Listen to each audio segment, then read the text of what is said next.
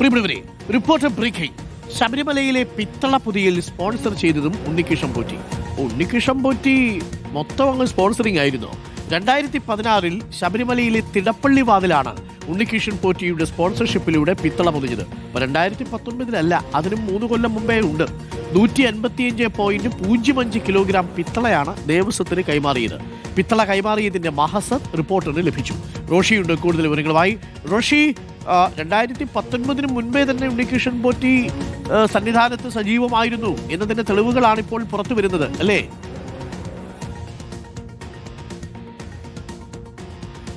Arunkumar, 2016 August 30 സന്നിധാനത്ത് ശബരിമലയിലെ പ്രധാനപ്പെട്ട ശ്രീകോവിലും സന്നിധാനത്തുമുള്ള പ്രധാനപ്പെട്ട ചില ഇടങ്ങളിൽ സ്പോൺസറായി എത്തുന്നത്. അന്ന് 155.05 കിലോഗ്രാം പിത്തളയാണ് അത് ദേവസ്വത്തിന് കൈമാറിയത്. അത് ഉണ്ണികൃഷ്ണൻ പോറ്റി മാത്രമല്ല, ഒപ്പം മറ്റൊരു സഹ സ്പോൺസർ കൂടിയുണ്ട്, ഡോക്ടർ അനന്തനാരായണൻ. ഇരുവരും ചേർന്നാണ് സന്നിധാനത്തെ ഈ പിത്തള വാതിലുകൾ പിത്തള പൊഴിയാൻ വേണ്ടിയുള്ള സ്പോൺസറായി എത്തുന്നത്. അത് തിടപ്പള്ളി വാതിലും ഒപ്പം വലിയമ്പലം വാതിലടക്കം പിത്തള പൊതിയാനുള്ള താല്പര്യം അത് ദേവസ്വം ബോർഡിനെ അറിയിക്കുകയും ദേവസ്വം ബോർഡ് അതിന് അനുമതി നൽകി, മേൽശാന്തിയും തന്ത്രിയും അതിന് അനുമതി നൽകി എന്നാണ് മഹസറിൽ പറയുന്നത്.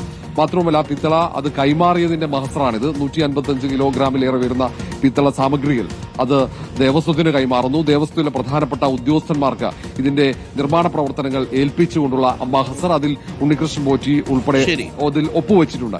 2016 മുതൽ തന്നെ ദേവസ്വവുമായി ബന്ധപ്പെട്ട് ഈ പ്രധാനപ്പെട്ട ചില പ്രവർത്തനങ്ങൾ സ്പോൺസറായി അടക്കം അവിടെ എത്തിച്ചേർന്ന് അവിടെ സ്വാധീനമുണ്ടാക്കി കഴിഞ്ഞിരുന്നു ഉണ്ണികൃഷ്ണൻ പോറ്റി എന്ന് തെളിയിക്കുന്നതാണ് ഈ മഹസർ. അതിനുശേഷം 2019 മറ്റു കാര്യങ്ങളൊക്കെ, ഈ സ്വർണം പൂശുന്നതും സ്വർണ്ണപ്പാളികൾ ചെമ്പാക്കി മാറ്റുന്നതൊക്കെ അതിനുശേഷമുള്ളതാണ്. എന്നാൽ 2016 മുതലേ അവിടെ ഉദ്യോഗസ്ഥന്മാർ, ദേവസ്വം ബോർഡിലെ പ്രധാനപ്പെട്ട ഉദ്യോഗസ്ഥന്മാരടക്കം ഉണ്ണികൃഷ്ണൻ പോറ്റിക്ക് വലിയ സഹായം നൽകി എന്നതിന്റെ പ്രധാന തെളിവായി നമുക്ക് ഇതിനെ വേണമെങ്കിൽ വിലയിരുത്താം. ഓക്കെ റോഷി, ഇന്നിപ്പോൾ ശബരിമല വിഷയം സഭയിൽ എങ്ങനെയാണ് പ്രതിഫലിക്കുക?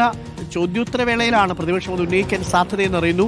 അടിയന്തര പ്രമേയത്തിന് നോട്ടീസ് കൊടുക്കാൻ സാധ്യതയില്ല എന്നാണ് നമ്മൾ മനസ്സിലാക്കുന്നത്. അങ്ങനെയാണെങ്കിൽ അടിയന്തര പ്രമേയത്തിന് നോട്ടീസ് കൊടുക്കുന്നില്ലെങ്കിൽ അതിന് മുൻപ് തന്നെ സഭ കലുഷിതമാകുമോ ശബരിമല വിഷയത്തിൽ?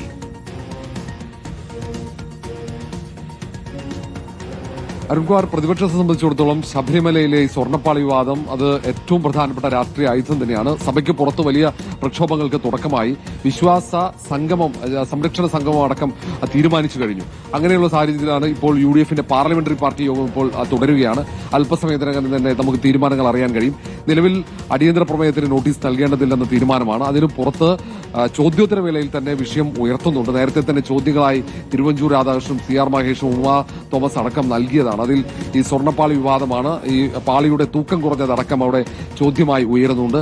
9 മണിക്ക് ചോദ്യോത്തരവേള തുടങ്ങുമ്പോൾ അവിടം മുതൽ തന്നെ ഒരുപക്ഷെ പ്രതിപക്ഷ അംഗങ്ങൾ പ്രതിഷേധവുമായി സഭയ്ക്കകത്ത് ഇറങ്ങാനുള്ള സാധ്യതയുണ്ട്. ഫ്ലക്സ് ബോർഡുകളും ബാനറുകളും ഉൾപ്പെടെ ഉയർത്താനുള്ള സാധ്യതയാണ് നമുക്ക് കാണാൻ കഴിയുന്നത്.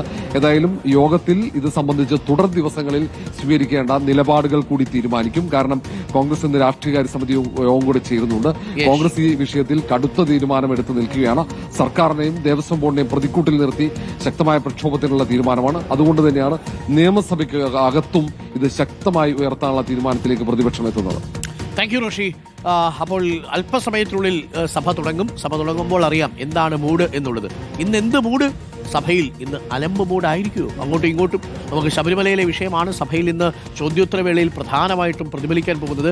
അടിയന്തര പ്രമേയത്തിന് നോട്ടീസും കൊടുത്തിട്ടില്ല. കാരണം കഴിഞ്ഞ തവണ ഒരു അടിയന്തര പ്രമേയത്തിന് ഇതേ വിഷയത്തിൽ നോട്ടീസ് കൊടുത്തപ്പോൾ അത് സബ് ജുഡീസ് ആണെന്ന് പറഞ്ഞ് സ്പീക്കർ തള്ളിയതുകൊണ്ട് ഒരേ വിഷയം ഒരേ സഭാ കാലയളവിൽ വീണ്ടും അടിയന്തര പ്രമേയ നോട്ടീസായിട്ട് കൊടുക്കാൻ പറ്റില്ല. അതുകൊണ്ടാണ് പ്രതിപക്ഷം കൊടുക്കാത്തത്. പക്ഷേ അതിന്റെ പേരിൽ സഭയിൽ ഇന്ന് എന്ത് സംഭവിക്കുമെന്നുള്ളതാണ് നമ്മൾ അറിയേണ്ടത്.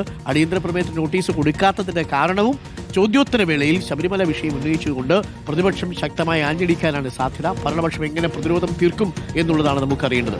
ഉത്തരം കിട്ടാത്ത ഒരു പിടി ചോദ്യങ്ങളുണ്ടല്ലോ. ഒരു പ്രേക്ഷകൻ പറയുന്നു, നവാസ് അത്തള പിത്തള തവളാച്ചി അരുൺ പോറ്റി അങ്ങനെയാണോ എന്ന് ചോദിക്കുന്നുണ്ട്. ആർക്കറിയാം എന്തൊക്കെയാ പുറത്തു വരുന്നത്.